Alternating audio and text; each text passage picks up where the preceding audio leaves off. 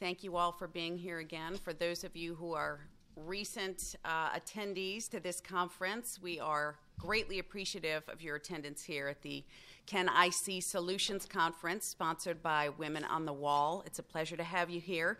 As you know, the PTA Conference has a bit of a large attendance across the street, and we are here because every one of us is passionate about the future of our children's education and the maintenance of the quality of that education. So we're going to have some brief statements from some of the esteemed speakers today on our panel, followed by a series of short Q&A by press members here. So we're going to start with Dr. Sandra Stotsky, who is Professor Emeritus of the University of Arkansas and has a very extensive and credentialed pedigree as the founder of the standards in Massachusetts that have largely been regarded as some of the best in the nation before the state was poorly overrun by Common Core, but she's going to lead us. So Dr. Sandra Stotsky. Thank you. Thank you very much. And I am so pleased to be here at what some of us consider a very important counter-conference, because in the judgment of many of us, we represent the kind of voices that the people attending the conference across the street, including the Secretary of Education who spoke there, should be also listening to. They have had very narrow views to listen to, and we would suggest they expand their views to hear what some of the wonderful speakers we have heard here today have to say. Thank you very much.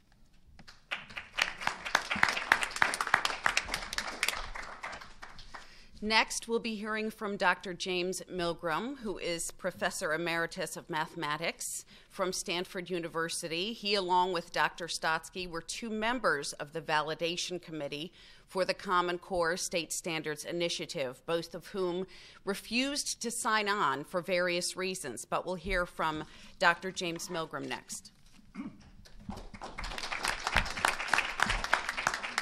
Thank you. Okay, this is working.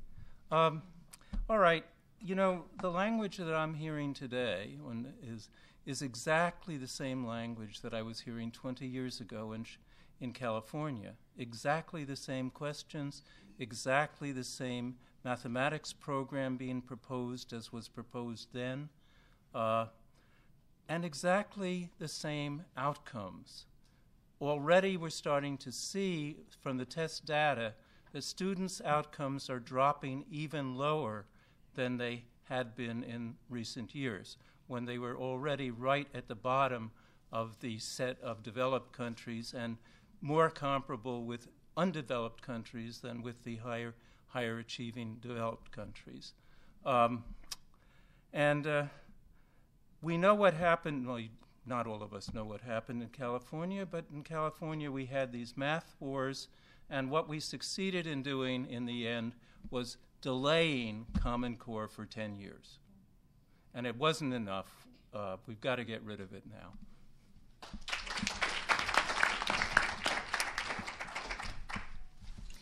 Jane Robbins is Senior Fellow with the American Principles Project, and she's going to share some thoughts with us as well.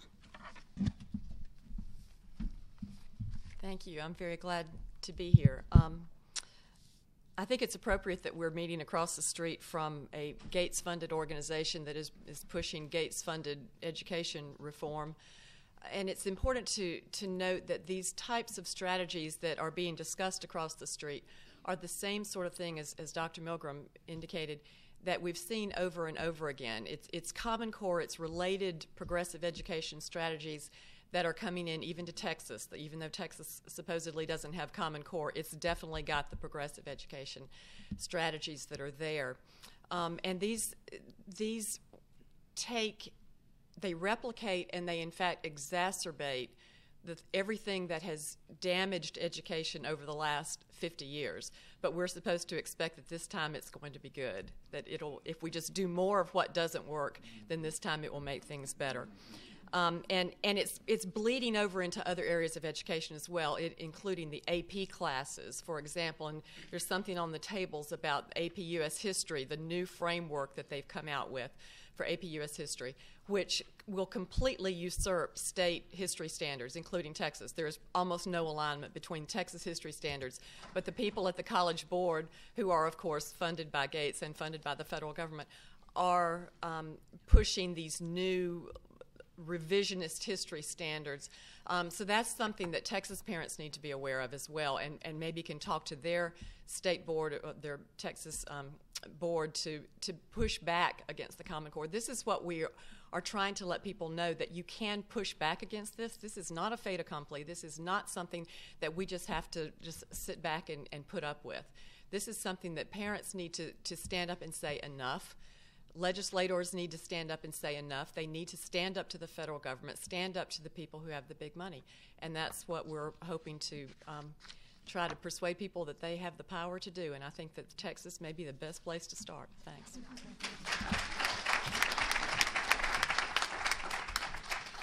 Glen Right is the executive director of the Eagle Forum in Washington, D.C. Her organization, like many of those represented, has taken great strides in halting the progress of Common Core in the states, and she will be speaking with us next.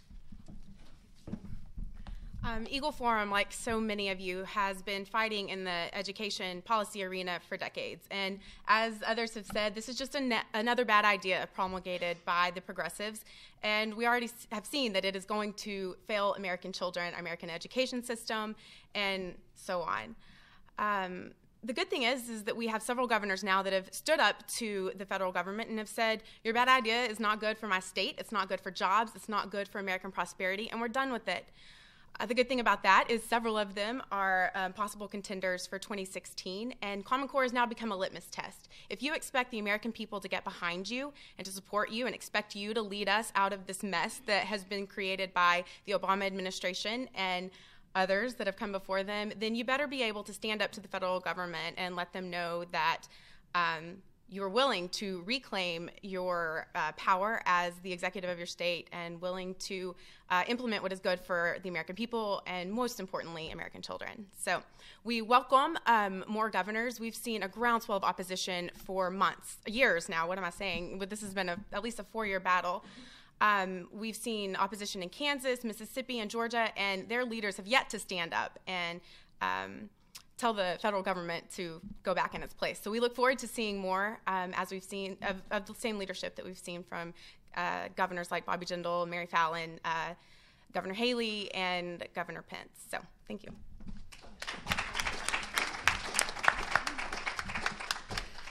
This entire conference is the brainchild of Ellis Linehan, who is president of Women on the Wall. She has a radio show. She's a maverick. She is an all-around troublemaker. And today she will be reading a statement by Attorney General Greg Abbott. Alice. Yes, it gives me great pleasure to say that Texas is standing against the Common Core. So let me read this statement. As governor, I am not going to allow Common Core in Texas. I will ensure that neither C-Scope nor Common Core have any viability in the state of Texas. I know that principals, teachers, and parents here in Texas know far better how to educate our children than bureaucrats in Washington, D.C. My Educating Texans plan returns genuine local control to our education system and will make Texas first in the nation in education. This is from Attorney General Greg Abbott, a Republican candidate for governor.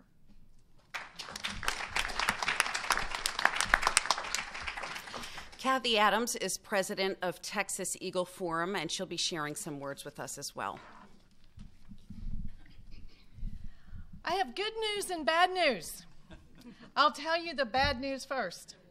In the state of Texas, we do have something called C-Scope.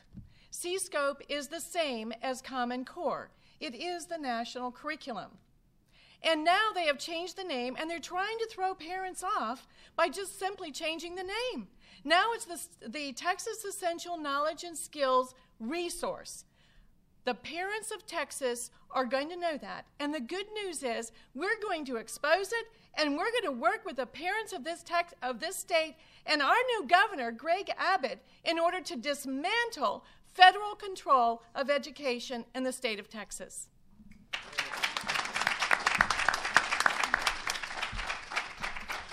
As we know, the battle against Common Core is fought in the state houses and at the grassroots level. And today we are very pleased to have with us State Representative Bill Zedler from House District 96, who'll be closing our remarks. Thank you very much. It's great to be here with you today. One of the things that this conference has done is shown a great deal of evidence of why Common Core A doesn't work, and the other thing is why we can't afford it in this state. And I can tell you this, basically talking to a lot of my fellow legislators, we're going to work hard to ensure that the schools in Texas do not have Common Core being used here. And so we're going to make sure that if they're going to have a choice. They can either take the federal dollars in Common Core, or they can get the state dollars and what the state plans for the solutions to educate our children. Thank you very much.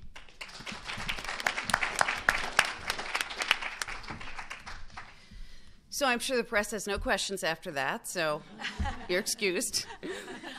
We'll open up the floor, and what I'm going to do is just allow, by a show of hands, this esteemed panel of experts to indicate which one would like to answer the question, because every one of us has a series of, a well of knowledge upon which we draw in different areas, from academia to public policy and politics. So if you'd like to read your questions, speak them out loud enough so that we can hear them, we'll open up the floor to our panel, and we'll answer them as they come up.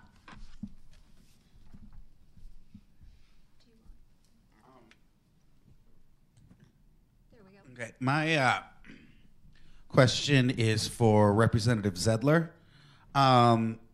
Assuming for the sake of discussion that we do not have new leadership in the House next January, what can the members do individually or as a group to make sure that this doesn't get buried the way it was last session? I think one of the things we can do is, first of all, ensure that everybody is informed about the results of using Common Core versus the results of using the current Texas curriculum. And the results is quite clear, that children do better under the current Texas education programs than they do under Common Core. And the other thing is that a lot of the things that we're seeing as far as the way the money is spent goes through the appropriations bill, and those changes can be done without a specific piece of legislation. In other words, all it takes is amending the appropriations bill to ensure that no money goes to fund any school that uses Common Core. The fact of the matter is the overwhelming majority of the funds that come to Texas schools come from the state of Texas or local tax dollars. About 10% of their money does come from the federal government. But as one thing I've always explained to a lot of those schools, when you look at what it costs to have the strings that go along with it, very often the funds don't pay for what it costs to implement the federal programs. So it probably is financially better for many of those schools simply to not take the federal funds and not take the federal strings. Yes. I don't have much doubt that we will be able to kill C-scope, as we nearly have, or Common Core.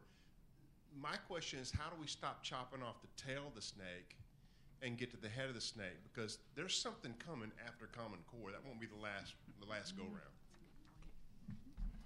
We've already been discussing, some of the things that could be put into place in Texas.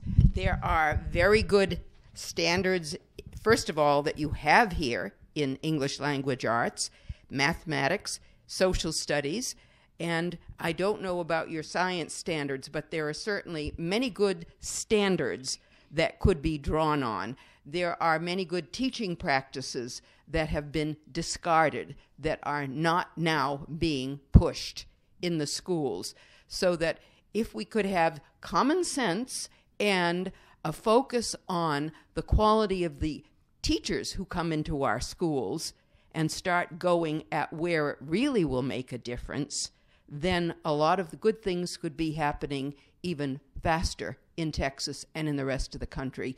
We have not paid attention to the academic quality of our teachers in this country, and this is something that the present administration has totally dropped the ball on. And I know from the work I did in Massachusetts, that has to be there. Standards can't do the job alone. We've got to start with the kind of teachers we want coming into the schools, not trying to remediate them through very expensive professional development afterwards.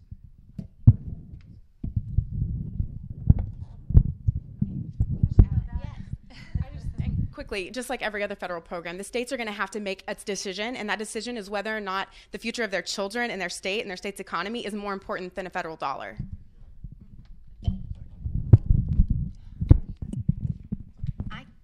I can actually add one thing too.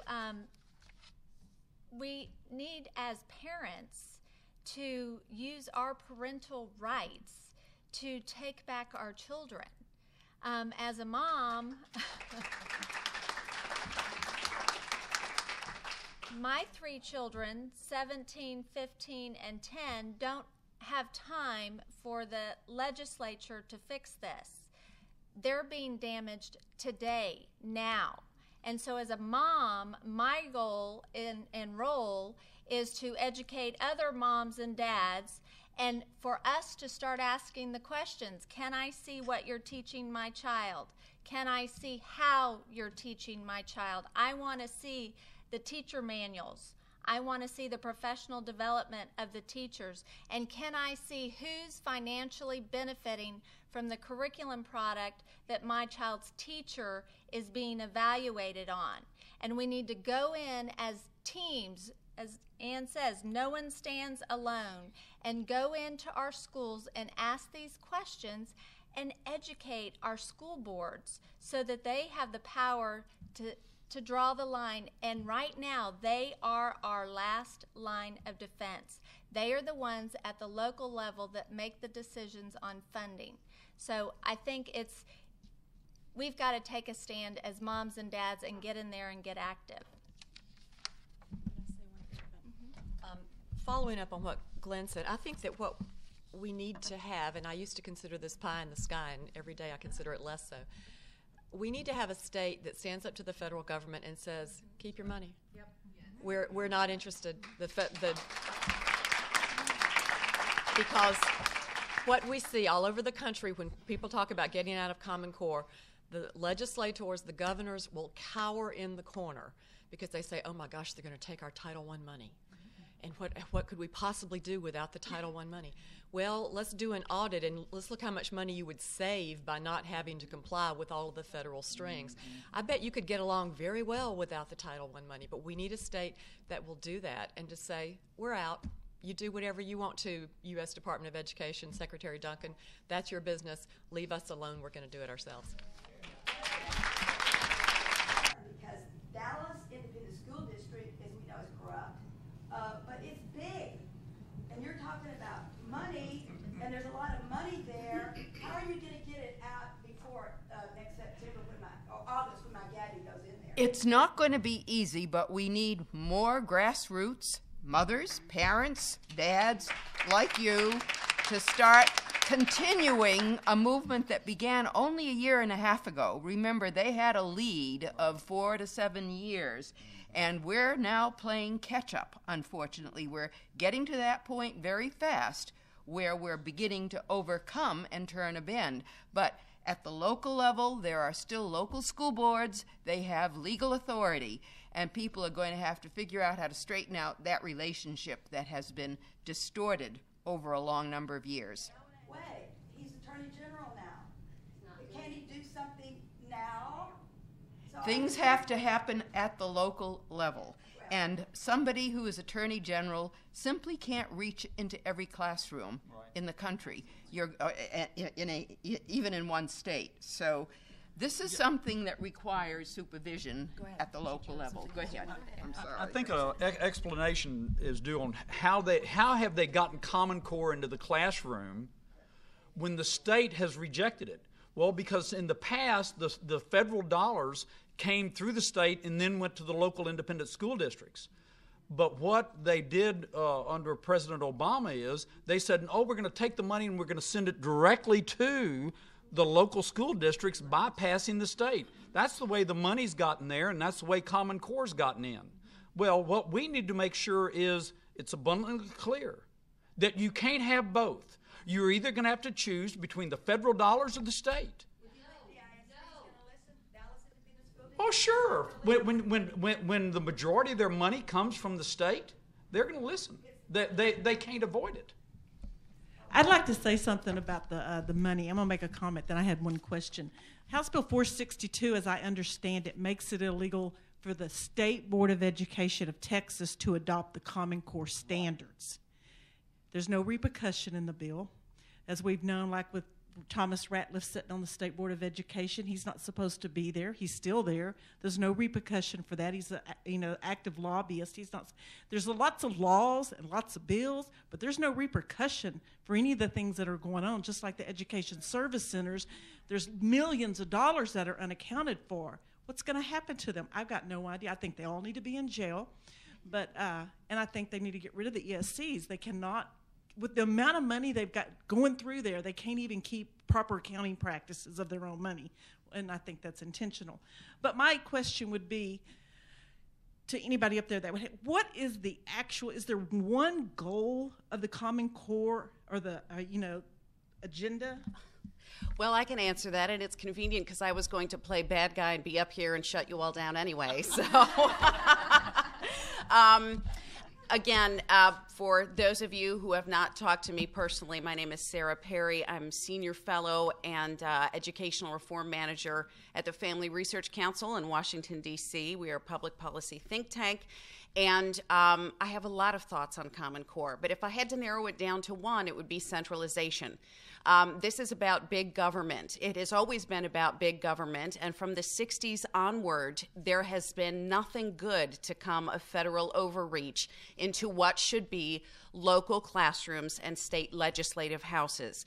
So once we step back and we examine a situation that was, for all intents and purposes, a divine political conception, the reason we're playing catch up, as Dr. Stotsky noted, is because these standards were introduced quietly in 2009, and it wasn't until parents were seeing assignments in their school textbooks and the notebooks and backpacks of their children in 2010, 11, and 12 that we suddenly realized the monstrosity of the problem.